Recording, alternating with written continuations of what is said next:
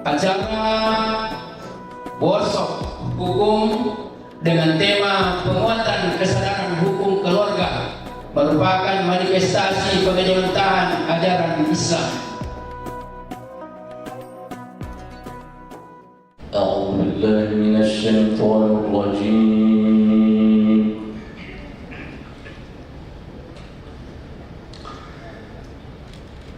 بسم الله الرحمن الرحيم.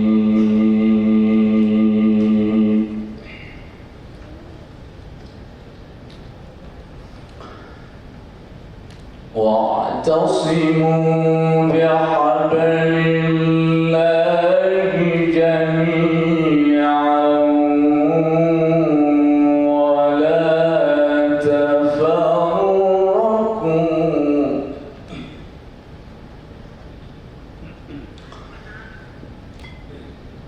واذكروا نعمة الله عليكم إذ كنتم أعداء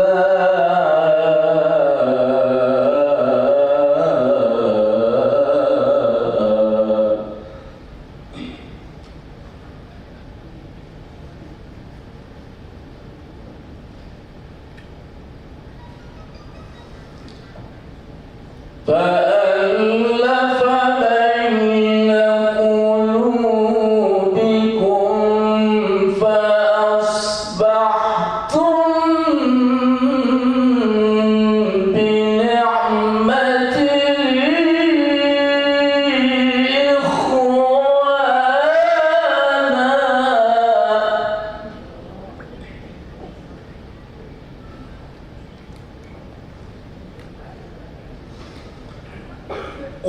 وكنتم على شفا حفرة من النار فأنقذكم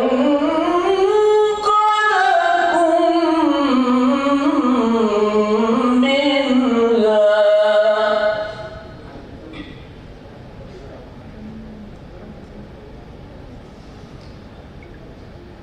كذلك يبين الله لكم آياته لعلكم تهتدون.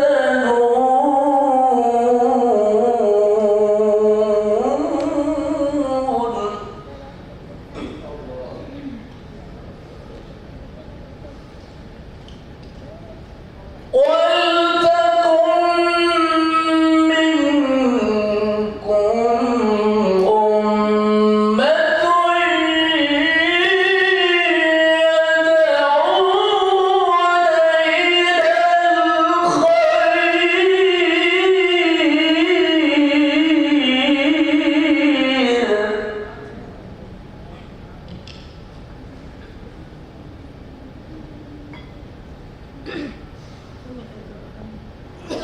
ولتكن منكم أمة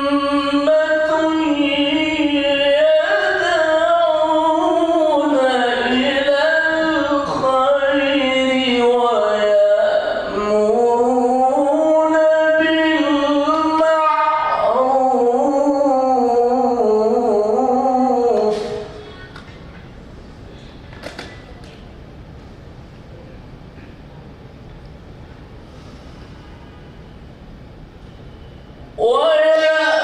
ويأمرون بالمعروف وينهون عن المنكر وأولئك هم المفلحون.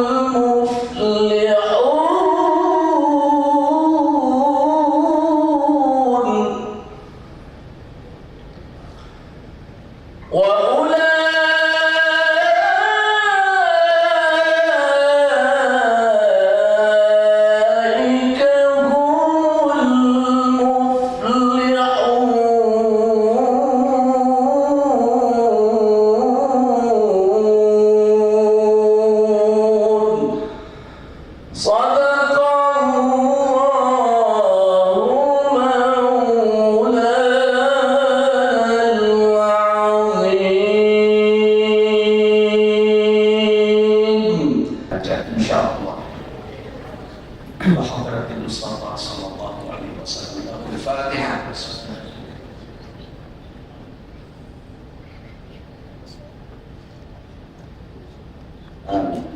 إلى ما نحن بصدد النية.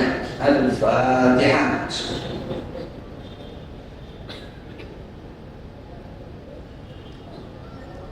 بسم الله الرحمن الرحيم. الحمد لله رب العالمين، وأفضل الصلاة وأتم التسليم على سيدنا محمد وآله وأصحابه أجمعين. اللهم اجعلنا من الشاكرين للنعم والمسلمين عليها، وأتمها علينا بفضلك وإحسانك يا أكرم الأكرمين. اللهم يا من لا يهد سائلا ولا يخيب للعبد مسائله، أسألك اللهم أن تنصرنا والإسلام والمسلمين، وأن تعلي كلمات الحق والدين. من أراد بالإسلام والمسلمين خيرا ووفق اللهم بكل خير، من أراد غير ذلك فاقصد الله مع عزيز مقتدر يا رب العالمين. اللهم اجعلنا من الشاكرين، اللهم اجعلنا من الحامدين. اللهم ما أصبح بنا من نعمة أو بأحد من خلقك فمنك وحدك لا شريك لك، فلك الحمد على ذلك. اللهم يا من لا يشغله سمع عن سمع، ولا تغلطه كثرة المسائل، ولا يتبرم بإلحاح عباده الملحين. أذقنا برد رحمتك، أذقنا كرم استجابتك برحمتك يا أرحم الراحمين. اللهم عاملنا بما أنت له أهل، ولا تعاملنا بما نحن له أهل. إنك أهل التقوى والمغفرة والرحمة، إننا أهل الخطأ والنسيان والغفلة. اللهم فارج الهم، كاشف الغم، مجيب دعوة المضطرين، رحمن الدنيا والآخرة ورحيمهما. أنت ترحمنا فارحمنا برحمة من عندك تغننا بها عن رحمة من سواك. اللهم اغننا بحلالك عن حرامك، وبطاعتك عن معصيتك، وبفضلك عمن سواك. اللهم ربنا هب لنا من لدنك رحمة، وهيئ لنا من أمرنا رشدا. يا الله يا من أمره بين الكاف والنون إذا قال له كن فيكون. يا الله يا رحمن يا عزيز يا غفار يا ذا القوة المتين يا ذا القوة المتين يا ذا القوة المتين. Ya Allah, pada hari ini kami kumpul di tempat ini dalam rangka melakukan aktivitas yang bermanfaat untuk kami dan masyarakat. Ya Allah, kuatkanlah kesadaran kami ya Allah dalam melaksanakan tatanan hukum keluarga, agar dapat kami lakukan dan kami jalankan dalam kehidupan sehari-hari. Ya Allah ya Rabbal Alamin, jadikanlah kami semua di tempat ini dan keluarga ya Allah dilindungi oleh-Mu ya Allah dari segala macam bencana, musibah, hal-hal yang buruk yang merebak di masyarakat. Ya Allah, anugerahi kami kesuksesan, keimanan, kekuatan di dalam menjalankan segala perintah-Mu ya Allah ya Rabbal Alamin. Ya Allah, berilah kami kesehatan dan keluarga kami ya Allah dimanapun mereka berada. Handai tolan kami, saudara-saudara kami ya Allah. Ya Allah, berilah kekuatan kepada kami ya Allah untuk senantiasa memanfaatkan hidup ini dalam rangka kemaslahatan dan kebajikan. Berikanlah kesempatan dan kekuatan kepada mereka-mereka yang berniat untuk melakukan kebajikan-kebajikan dan perubahan-perubahan. Ya Allah ya Rabbal Alamin, ya Allah, tambahkan kepada kami kemuliaan-kemuliaan-Mu ya Allah. Sehatkan kami, tambahkan umur pada kami untuk berbuat kebajikan. Jauhkan kami dari kemungkaran, mantapkan keimanan kami ya Allah ya Rabbal Alamin. Rabbana hab lana min azwajina wa dhurriyyatina qurrata a'yun waj'alna lil muttaqina imama. Rabbi ighfir lana wa liwalidina warhamhuma kama rabbawna shighara. Wa li jami'il mu'minina wal mu'minati wal muslimina wal muslimat wa li ajdadina wa jaddatina wa ummahatina wa abaina wa liman sabaqana bil iman li sa'iril mu'minina wal mu'minati ajma'in bi rahmatika ya arhamar rahimin. Subhana rabbika rabbil izzati amma yasifun wa salamun alal mursalin jami'an walhamdulillahi rabbil alamin ala niyatil qabuli wasyifai wa daf'il bala. Al-Fatihah. Bismillahirrahmanirrahim. Amin ya rabbal alamin. Assalamualaikum warahmatullahi wabarakatuh.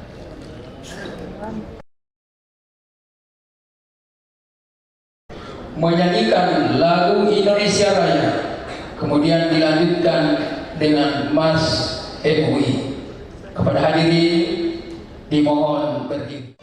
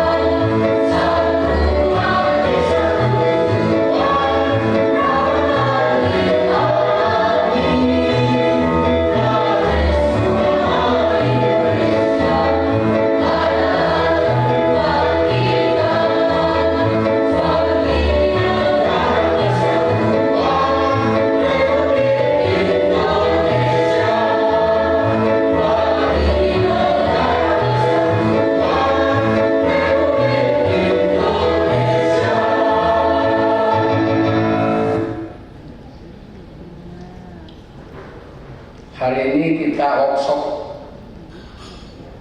tentang penguatan saudara. kesadaran hukum keluarga merupakan manifestasi pemerintahan adalah Islam.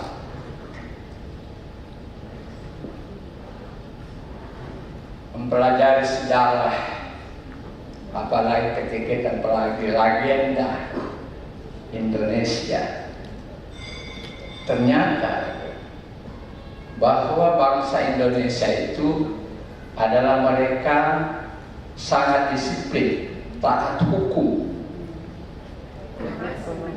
Orang Indonesia tahu. Oleh karena itu, kesadaran workshop hari ini itu gampang, mudah kita lakukan kepada bangsa Indonesia, khususnya masyarakat Makassar.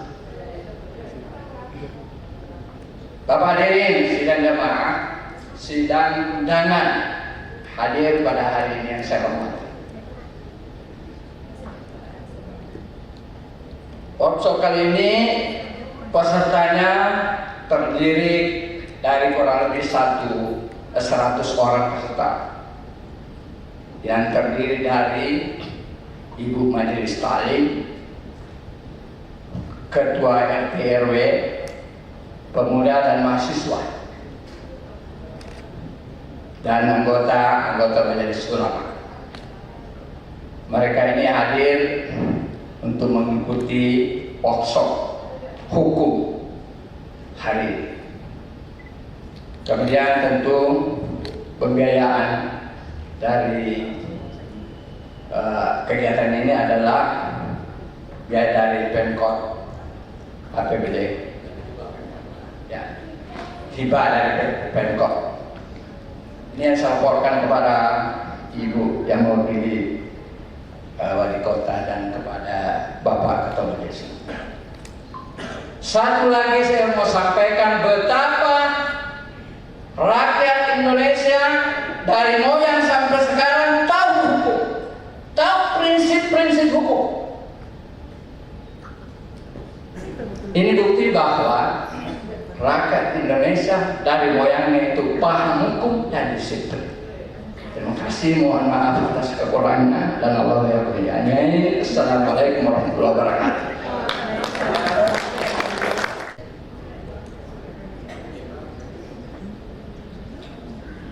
Bismillahirrahmanirrahim.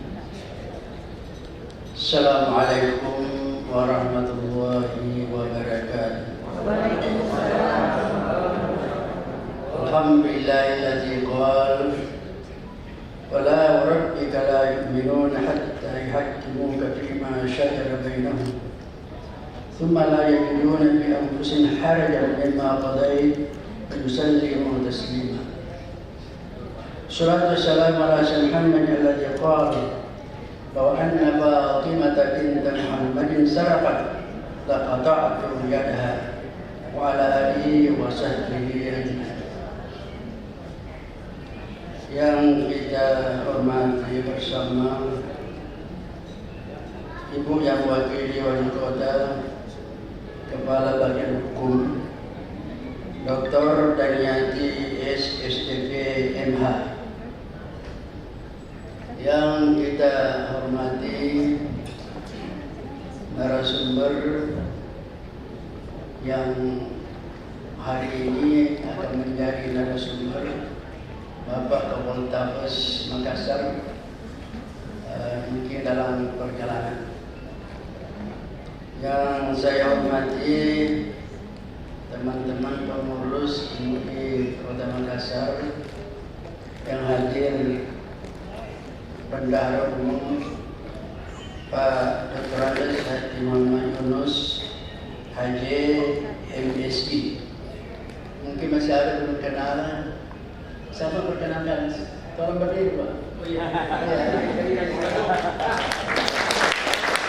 Semua sudah dikenal, tapi untuk lebih dikenal lagi, perlu saya sampaikan bahwa Pak Yunus ini adalah anggota DPR dan juga Ketua Partai Hanura. Dan beliau ini paling banyak bergiat untuk memajukan MUI Kota Makassar. Coba bayangkan, Sudah 48 tahun MUI berdirinya, barusan pada tahun ini mempunyai kantor sendiri.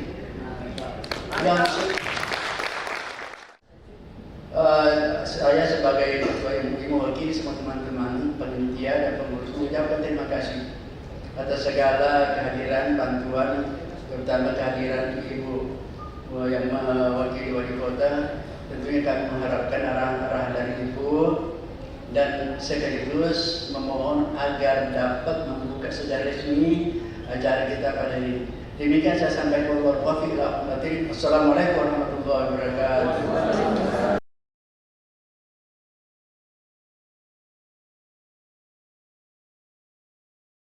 Bismillahirrahmanirrahim.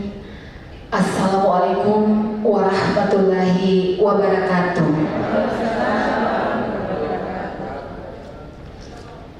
Alhamdulillahirabbil alamin. Yang terhormat Ketua Umum Majelis Ulama Indonesia Kota Makassar, yang kami hormati Bendahara Majelis Ulama Indonesia Kota Makassar, Bapak Dr. Andes Haji Andi Muhammad Yunus. Beliau adalah mitra kami bagian hukum. Terselenggaranya kegiatan pada pagi hari ini berkat usulan beliau. Beliau benar-benar mengawal kegiatan pada pagi hari ini, memperjuangkan di Dewan demi kepentingan Majelis Ulama Indonesia.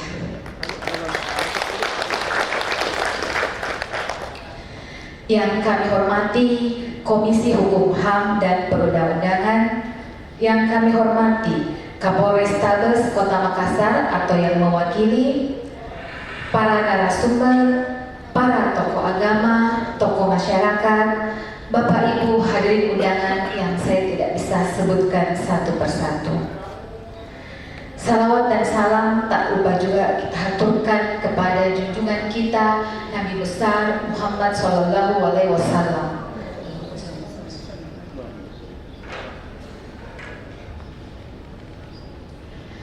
Alhamdulillah, puji syukur kita panjatkan kehadirat Allah SWT karena kita masih diberi rahmat dan hidayahnya sehingga kita bisa berkumpul di tempat ini dalam rangka melaksanakan workshop.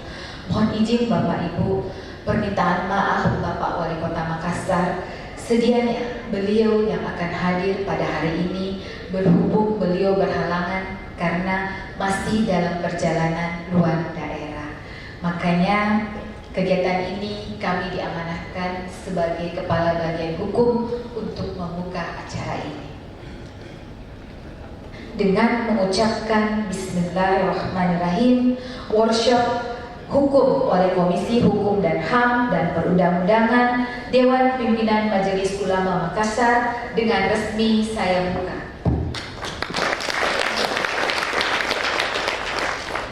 Sekian dan terima kasih. Wabillahi taufiq wal hidayah. Wassalamualaikum warahmatullahi wabarakatuh. Wali Kota Makassar, Bapak Insinyur Haji Muhammad Ramdan Pemanto.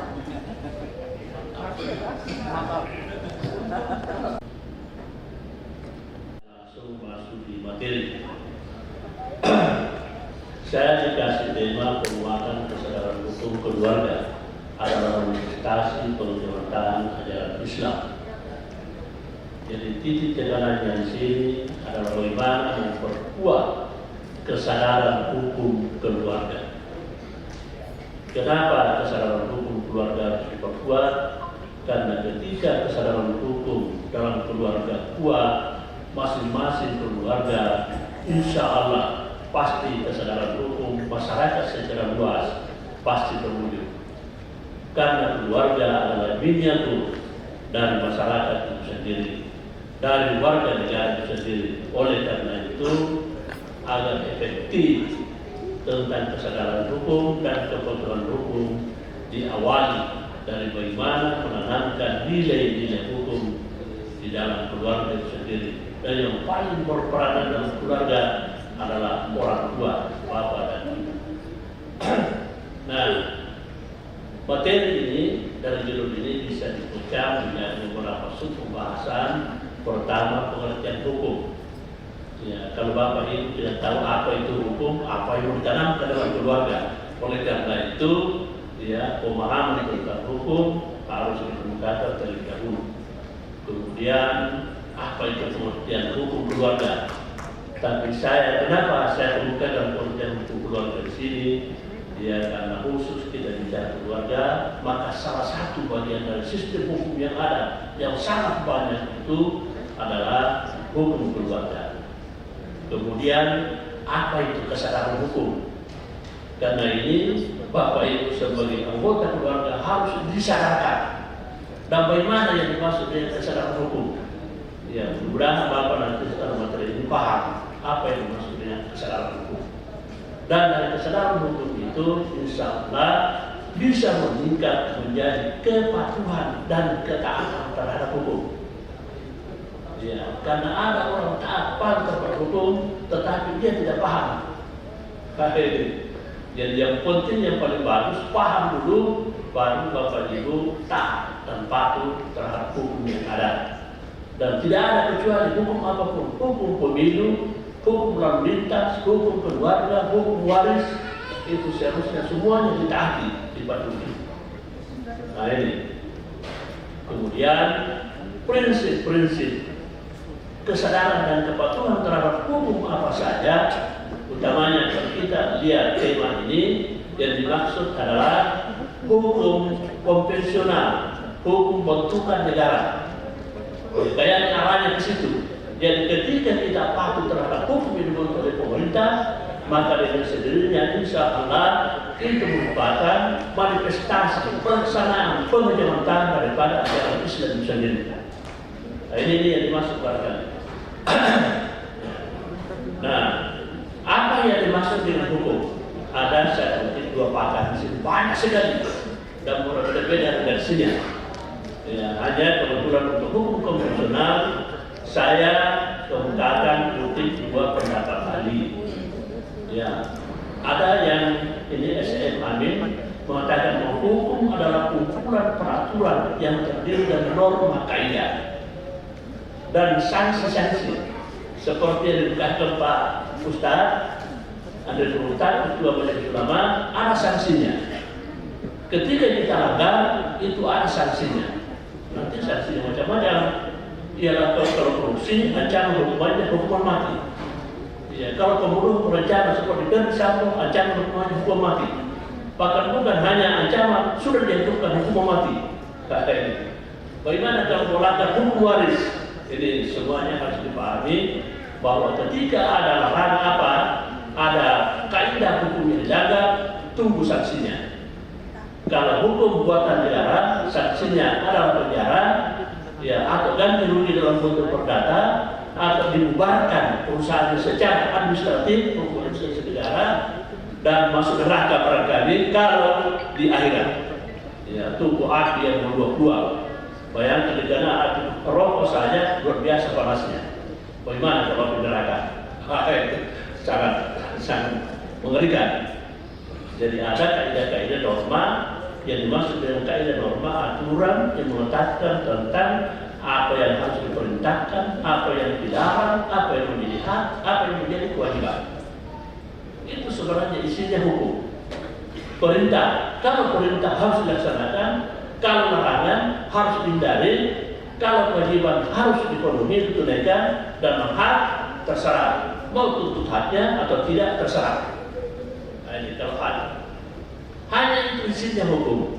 Jadi misalnya kalau kita berbicara tentang hukum pemilu, undang-undang pemilu, apa haknya Bapak untuk memilih dan dipilih, misalnya. Ya, dan saya ada kampanye Pak, tidak mau saya masuk situ kampanye. Kemudian saya merangkir, ya, menyatakan hukum adalah peraturan-peraturan yang mengatur tingkah laku manusia. Jadi perintah, larangan, hak, kewajiban, kalau warga individu atau warga masyarakat, kalau pejabat negara ditambah kompetensi, kewenangan berdasarkan apa namanya tupoksinya.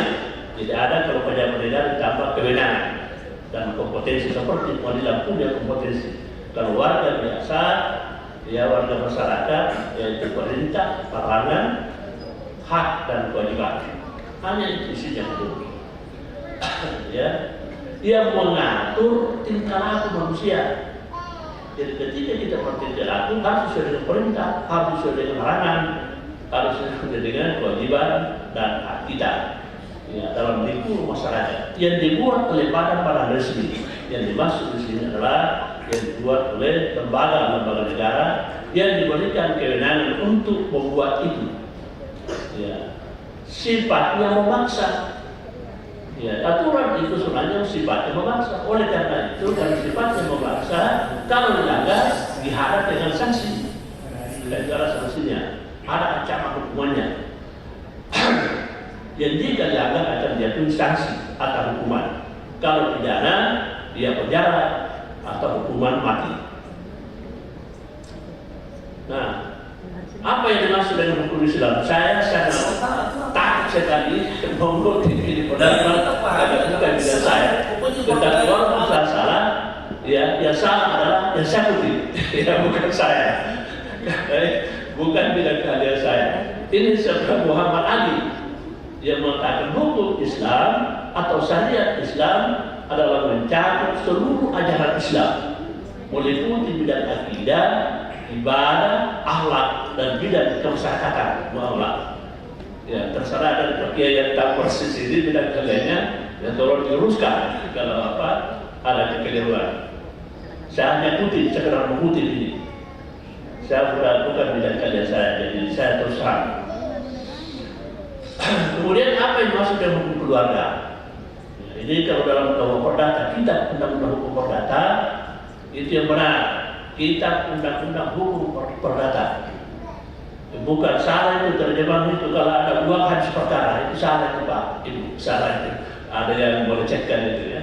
Kitab undang-undang hukum perdata dikatakan bahwa keseluruhan ketentuan yang mengatur hubungan hukum yang bersangkutan dengan kekeluargaan saudara. Ya, hukum keluarga itu mengatur hubungan hukum antara kekeluargaan yang saudara. Kemudian yang kedua hubungan kekeluarga karena perkawinan sebentar. Saya kawin dengan istri saya, maka ipar saya itu adalah keluarga saya juga. Ini orang Belanda bilang dalam KUH Perdata. Dan saya kira cocok dengan kita. Bahkan lebih luas di Indonesia. Ya, dalam undang-undang tentang ya, yang menjadi rancangan sekarang diperjuangkan, undang-undang tentang pekerja rumah tangga pun termasuk keluarga. Dalam undang-undang konsumen, ketika terjadi pembelian konsumen, produsen sesuatu, kemudian pembantu saya yang akan meninggal, berarti keluarga saya yang meninggal. Ini jadi itu apa? Pandangin itu apa namanya? PRT, ya pembantu rumah tangga. Ya, itu pembantu rumah tangga kasar sekali istilahnya. Sedang istilah yang paling halus adalah pekerja rumah tangga. Ya di luar lagi itu ya asisten rumah tangga mungkin ya dari pekerja. Tapi yang digunakan oleh rancangan undang-undang sekarang itu adalah pekerja rumah tangga. Itu yang halus. Nah, bagaimana ini? Jadi kalau kita bicara hukum keluarga itu tentu menyangkut ranah perkawinan, kekuasaan orang tua terhadap anak-anaknya, mengenai perwalian, mengenai pengembuan dan keadaan tidak adil. Ini menurut KUH Perdata. Ini pembagiannya 1, 2, 3, 4, 5, ya ada 5. Kalau dalam hukum Islam, ya hukum keluarga menyangkut perkawinan atau pernikahan, ya pengasuhan anak sama dengan kekuasaan orang tua dalam KUH Perdata, kewarisan dan wasiat, perwalian dan pengawasan. Hampir sama. Dan tentu dikenal dalam ayat-ayat Al-Quran dan hadis dan kompilasi hukum Islam. Nah ini hukum perkawinan, mungkin ini yang kebiasa saya sampaikan. Mohon maaf, ini pendapat pribadi saya, bukan mewakili Majelis Ulama Kota. Karena selalu saya katakan bahwa dalam undang-undang perkawinan, kalau kita dalam pasal 2 undang-undang perkawinan itu tidak mengenal perkawinan beda agama. Tapi ini pendapat pribadi saya sebagai pakar hukum. Ya. Undang-undang perkawinan tidak mengenal atau tidak membenarkan perkawinan beda agama. Nanti ibu-ibu, bapak-bapak dari anggota keluarga nanti disampaikan kepada anggota keluarganya setelah dikonfirmasi dengan kiai tidak ahlinya ini. Ya, bidang hukum Islam. Kenapa saya katakan bahwa undang-undang perkawinan tidak membenarkan perkawinan beda agama oleh orang Islam, karena di pasal 1 dikatakan perkawinan sah apabila dilaksanakan menurut agamanya masing-masing. Saya dengar dari ahli agama bahwa agama Islam tidak membenarkan perkawinan beda agama. Jadi kalau seperti itu, maka makna pasal 2 ayat 1 tidak membenarkan perkawinan beda agama. Karena undang-undang menyerahkan sah tidaknya perkawinan terhadap rukun dan syarat agama. Bukan undang-undang perkawinan sendiri menentukan sah-sahnya perkawinan, tidak bisa. Negara, kalau undang-undang yang menentukan sah tidaknya perkawinan, berarti negara yang menentukan, bukan agama. Oleh karena itu, undang-undang tidak mau, karena negara tidak berwenang menentukan sah tidaknya. Yang menentukan sah tidaknya perkawinan adalah agama masing-masing yang dianut oleh warga negara. Saya ikuti gugatan di Mahkamah Agung, di Mahkamah Konstitusi tentang persoalan ini, dan saya baca benar kesaksian ahli dari Guru Besar UIN Syarif Hidayatullah. Ada pendapat yang mengatakan begini, boleh, ada jalan perkawinan beda agama. Kalau laki-laki itu atau perempuan itu ya betul-betul merasa kawin dan tidak ada lagi orang Islam yang bisa ditemukan untuk dikawini, boleh kawin dengan orang lain. Tapi di Indonesia di mana agak sulit. Di mana susah dapat orang Islam? Ya, misalnya laki-laki banyaknya itu gadis janda yang Islam, gampang sekali. Satu kali melakukan bisa dapat 5. Tidak susah. Ya, kecuali yang dimaksud di sini misalnya di negara lain, misalnya di negara mana yang tidak ada Islamnya. Namun sekali, dan ini barang tidak boleh ditahan karena mengamuk sendiri. Jadi harus dicari jalan keluar kalau mau kamu sendiri. Kalau tidak dapat orang Islam yang bisa menjadi jalan keluar, ya pilih orang yang non Islam. Ini dalam hukum keluarga. Tapi nanti dikonfirmasi, ditanyakan yang ahli hukum Islam. Yang saya kali ini hanya undang-undang perkawinan. Ya. Kemudian kekuasaan orang tua. Ini juga saya sampaikan. Itu setelah keluarnya putusan Mahkamah Konstitusi nomor 46 tahun 2010 mengubah undang-undang perkawinan. Ini yang perlu saya sampaikan. Ya, ternyata dalam putusan ini saya sampaikan bahwa ketika ada seorang laki-laki menghamili perempuan di luar nikah, ya, sedangkan menurut hukum Islam tidak ada hubungan nasab, dia tidak bisa saling waris, bapaknya biologisnya tidak boleh menjadi wali terhadap anak luar nikah yang perempuan. Kemudian yang ketiga, ya, anak luar nikahnya tidak boleh menggunakan nama orang tuanya sebagai nama pam. Tapi dalam putusan ini boleh memberikan biaya hidup, bahkan diharuskan menurut putusan ini. Saudara yang ayah biologis, ya, menghamili perempuan, jangan seenaknya seperti binatang bebas begitu saja tanpa tanggung jawab terhadap anak walaupun anak luar nikah. Karena hanya binatang seperti itu. Kita ini manusia. Nah, oleh karena itu putusan MK mengharuskan ayah biologis dalam memberikan biaya hidup terhadap anak luar nikahnya, biaya pendidikan, biaya kesehatan, wasiat kewajiban, mengasuh anak jika ibu kandungnya tidak mampu. Dan semuanya ini, ya, sebagian ahli mengatakan tidak bertentangan dengan hukum Islam. Oleh karena itu boleh. Ada dua hal yang perlu disampaikan karena ini sering menjadi perdebatan kalau kita menguji disertasi S3. Kemudian kita masuk di kesadaran hukum. Apa yang dimaksud dengan kesadaran hukum?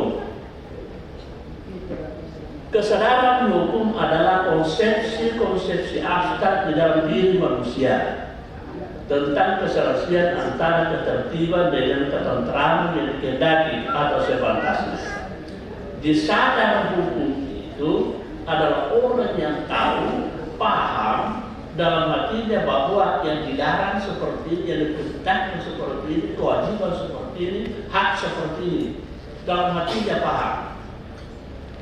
Nah, sekarang pertanyaannya, apakah warga masyarakat bisa dituntut kalau dia tidak paham hukum? Dia melanggar, ternyata melanggar, tapi tidak tahu atau tidak paham hukum. Membaca pun tidak, sekolah tidak pernah, lalu dia melanggar. Bagaimana dia tahu melanggar? Dan dia tidak tahu, membaca saja tahu. Prinsip hukum bapak-bapak, ibu-ibu harus camkan baik-baik bahwa ketika undang-undang sudah diundangkan, tidak ada istilah orang tidak tahu. Tidak ada istilah tidak tahu. Kalau tidak tahu, tidak tahu. Kalau melanggar, saudara harus dihukum. Ini makanya hati-hati.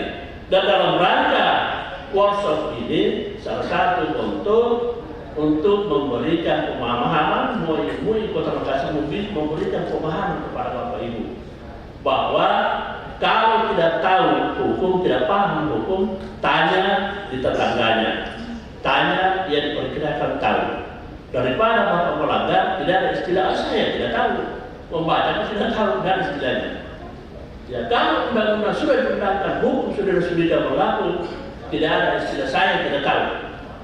Pokoknya tahu tidak tahu, kalau undang-undang sudah berlaku, kalau melanggar itu pasti dihukum.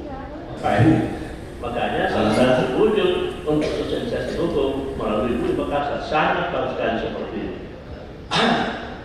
Nah ini, di kesadaran hukum masyarakat masih bersifat abstrak, masih dalam proses pemikiran dengan dalam kalkulnya, oh ternyata yang dimaksud dari perintah seperti ini, larangan seperti ini, kewajiban seperti ini, hak seperti ini. Ya, kalau hak untuk datang pemilih mencoblos, ada dua pendapat, ada mengatakan hanya merupakan hak, ada juga mengatakan itu kewajiban warga negara. Nah, ini, maka tanya kepada orang ahlinya, apa hak? Kalau hak kan bisa digunakan, tetapi kalau kewajiban tidak boleh, tidak harus dilaksanakan. Nah ini, jadi kesadaran hukum masyarakat masih bersifat abstrak, belum merupakan bentuk perilaku yang nyata. Nanti di tingkat kepatuhan dan ketaatan itu dapat diketahui melalui tingkah laku kita. Apakah kita taat terhadap perintah, menghindari larangan, memenuhi kewajiban atau melaksanakan hak. Nanti di sini kita tahu, oh ini orang patuh atau taat kepada hukum yang berlaku. Nah ini, makanya kesadaran hukum itu, ya kesadaran hukum itu banyak hal yang mempengaruhi. Ya, yang pertama, mengetahui tentang hukum atau pengetahuan tentang isi perundang-undangan. Dan kedua, pengetahuan tentang isi hukum perundang-undangan. Kemudian sikap hukum. Ini perlu melakukan tindakan kalau bersikap, oh tidak mau terima itu, aturan seperti ini tidak mau terima. Ya, atau sikap, oh saya terima peraturan seperti itu namanya sikap. Kemudian pola perilaku terhadap perundang-undangan, apa bagaimana perilaku kita. Ya. Nah, ini istilah kesadaran hukum ini, ya menurut ahli yang saya kutip ini, itu ada dua maknanya. Yang pertama, kesadaran hukum yang positif. Apa yang dimaksud dari kesadaran hukum yang sifatnya positif, yaitu identik dengan ketaatan dan kepatuhan terhadap hukum. Jadi kalau kesadaran hukum kita positif, insya Allah pasti kita taat dan patuh terhadap hukum yang berlaku. Kemudian yang kedua ada kesadaran hukum yang sifatnya negatif. Ini identik dengan ketidaktaatan, ketidakpatuhan terhadap hukum. Itu kan banyak. Kalau ketua panitia mengatakan warga negara Indonesia insya Allah disiplin dan pada umumnya patuh terhadap hukum. Nah, coba kita buktikan ketaatan dan kepatuhan hukum itu dapat diukur dari pertama, apakah warga negara Indonesia tidak banyak masuk penjara?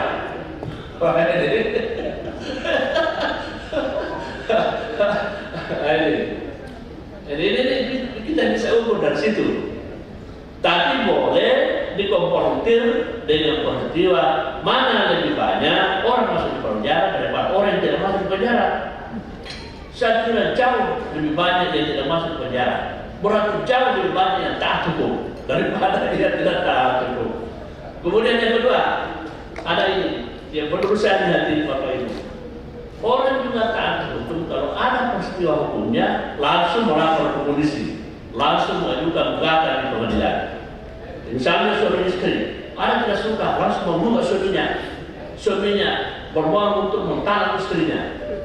Di kota Makassar sadanya banyak sekali gugatan cerai masuk pengadilan. Berarti banyak suami istri dan taat kepada hukum, tetapi sifatnya di hati. Kenapa hati? Seharusnya Bapak Ibu menciptakan keluarga sakinah dan mawaddah, jangan cerai gugat. Ya kawinlah sampai nenek sampai menikah. Itu yang bagus. Ya, sekalipun kalau Bapak Ibu mau gugat cerai di pengadilan, itu salah satu bentuk ketaatan Bapak Ibu terhadap hukum yang berlaku. Tapi ketaatannya menurut saya perlu dihindari. Seperti itu. Ya.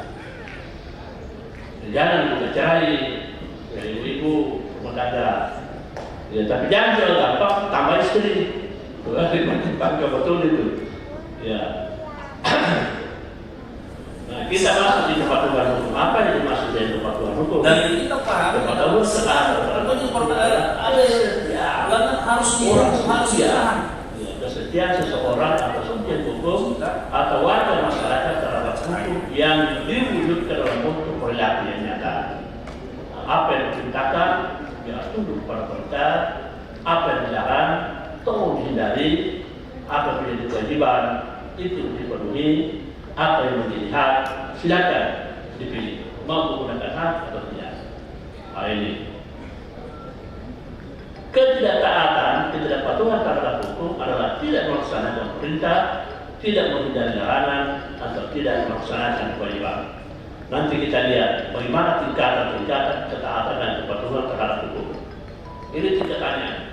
Ini kalau Saudara Sukamto ada namanya kepatuhan secara komprehensif. Saya tidak tahu bahasa Indonesia ini. Dia jelas penjelasannya patuh karena mengharapkan imbalan. Wah ini orang yang selalu menuntut pamrih ini.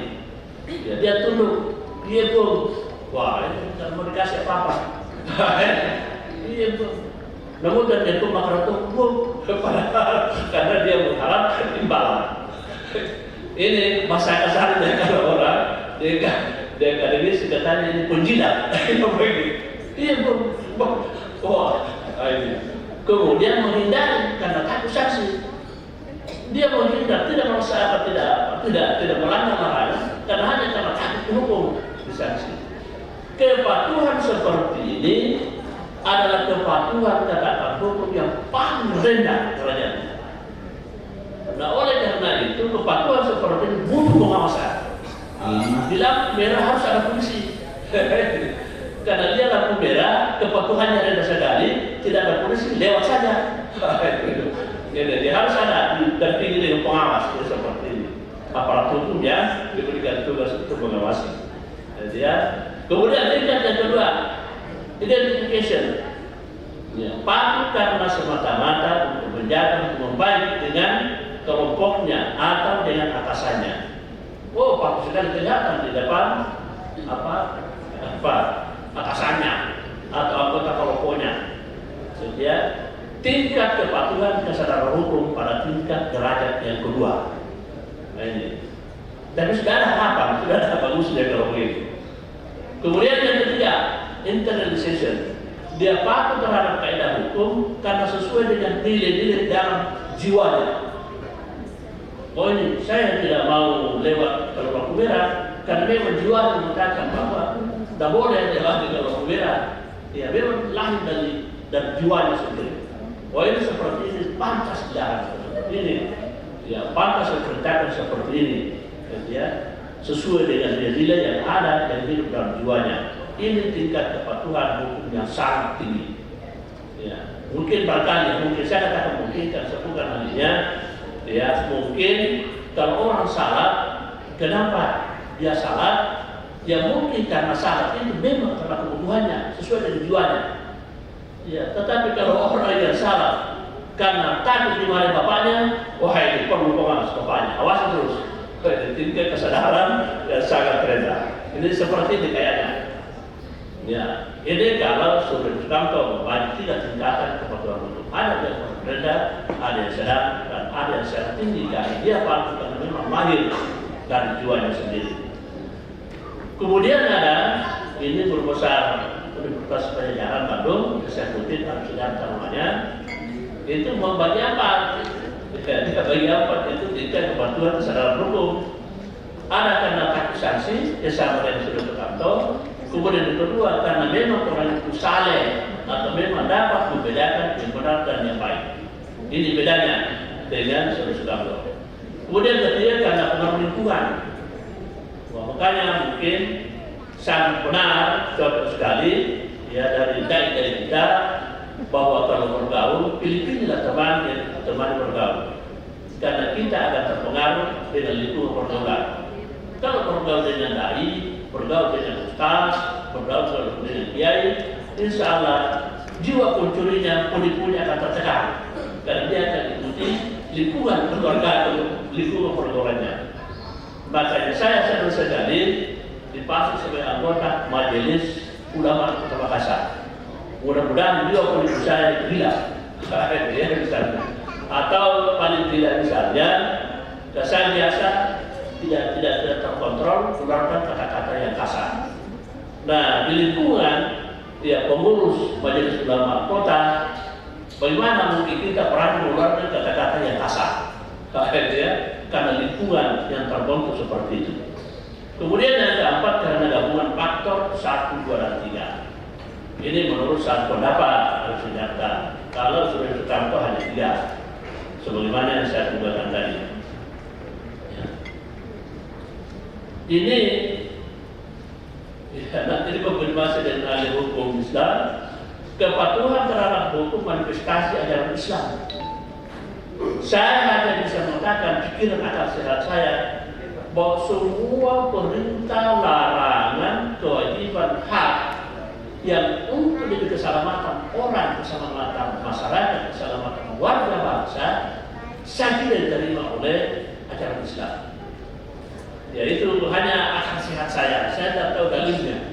Tapi saya yakin seperti itu bahwa kalau ada aturan untuk memerintahkan, melarang, mewajibkan dan memberikan hak kepada seseorang warga masyarakat atau warga bangsa demi keselamatan bersama, paling tidak keselamatan sesama warga masyarakat, keselamatan sebagai warga bangsa, maka insya Allah perintah, larangan, kewajiban dan hak seperti itu insya Allah sesuai dengan ajaran Islam. Tapi apakah betul sesuai dengan ajaran Islam? Nanti Bapak Ibu konfirmasi dengan ahlinya. Saya hanya berdasarkan apa keyakinan dan akal sehat menyatakan seperti itu.